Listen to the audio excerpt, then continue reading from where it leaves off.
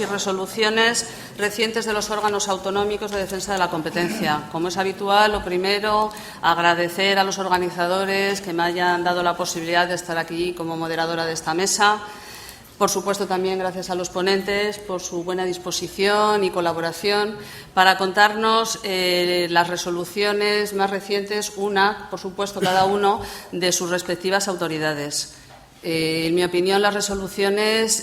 tienen un doble valor, para mí muy importante. Por un lado, el pedagógico, el de enseñarnos un poco a todos qué conductas pueden llegar a limitar, a un poco infringir la normativa de competencia. Y, por otro, el valor disuasorio para los posibles infractores. Sin más preámbulos y, sobre todo, porque vamos un poquito escasos ya de tiempo, pasamos a la exposición. Vamos a alterar un poco el orden. Vamos a empezar por Tomás Guerrero Flores. Es licenciado en Derecho, ha ocupado diversos cargos en la Junta de Extremadura, director general de la Función Pública, letrado jefe de la Asesoría Jurídica de la Diputación de Badajoz, secretario general de la Vicepresidencia Segunda y Consejería de Economía, Comercio e Innovación y desde febrero de 2009 ocupa el cargo de presidente del Jurado de Competencia de Extremadura.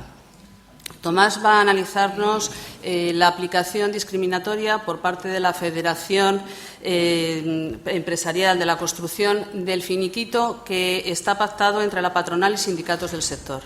Yo creo que lo más importante es destacar el análisis que hace de la necesidad de ver la ventaja competitiva que se crea desde una posición de dominio en una discriminación. Y, de hecho, cómo al no existir esta ventaja competitiva real, se llega a la conclusión de que no ha existido infracción de la competencia. Muy bien, pues como resulta obligado también sumarme dentro del capítulo de agradecimientos, darle las gracias al Servicio de la Competencia Canario por su amable invitación para participar en esta mesa, darle las gracias a Carmen por su presentación y, sobre todo, a mis compañeros por permitirme alterar el orden y que me pueda ir más tranquilo a coger el avión en cuanto termine. Caso finiquitos en la construcción, así lo hemos titulado y lo ha resumido perfectamente Carmen en su intervención. Planteamiento de la cuestión.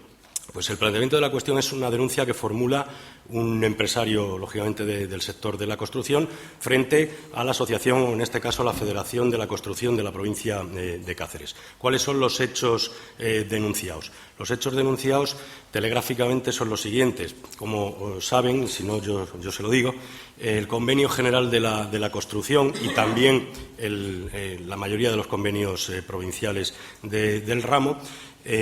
atribuyen al denominado recibo finiquito que pactan empresas, o en este caso la patronal de la construcción y los sindicatos, le atribuyen a ese único exclusivo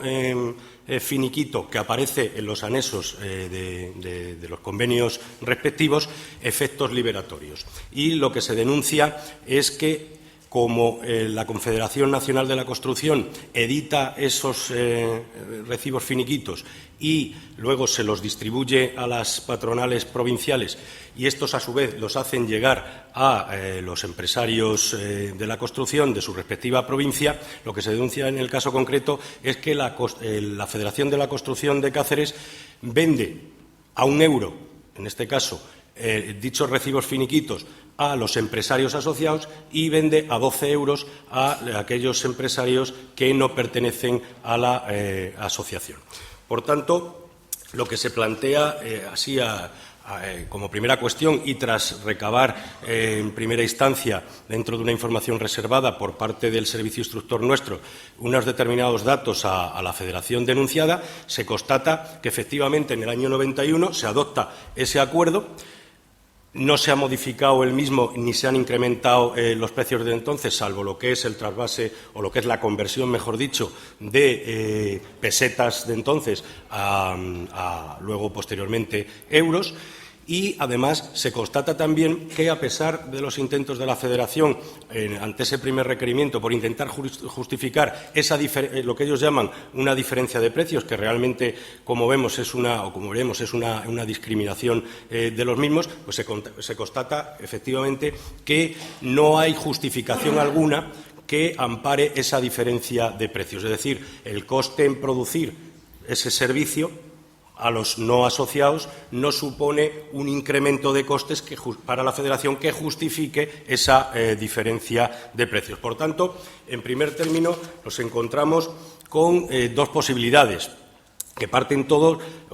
de la misma infracción, aunque le puedan resultar aplicables o bien, en un caso, el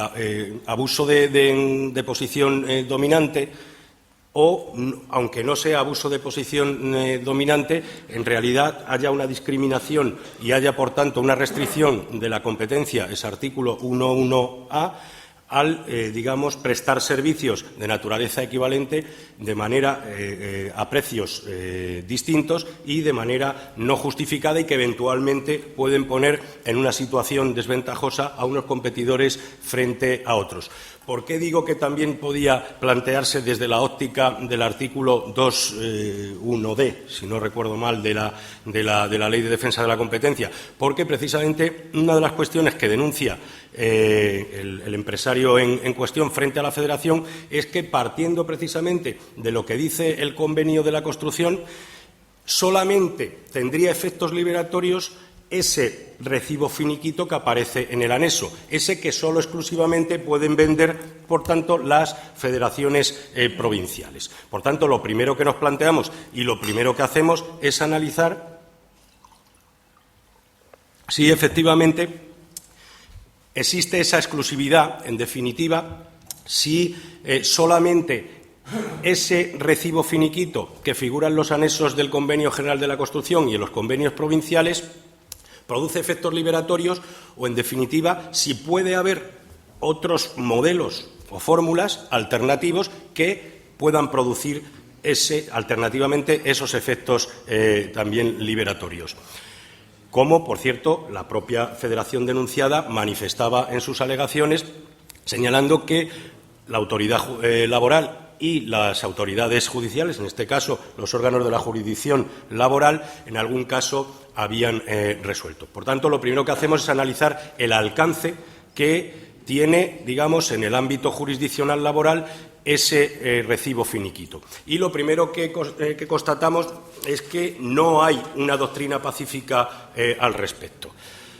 Hay resoluciones judiciales que señalan que ese recibo finiquito, aunque sea muy aconsejable utilizarlo porque es una garantía fundamentalmente para los trabajadores, no tiene o no debe tener forma ad solemnitatem y que, por tanto, la utilización de otras alternativas es posible siempre y cuando quede perfectamente claro y demostrado la voluntad extintiva de la relación contractual y aquello que aparezca en ese otro finiquito alternativo. Es decir, si en ese otro finiquito, en ese otro modelo que no ha expedido y que no ha sellado y registrado la Federación de la Construcción correspondiente,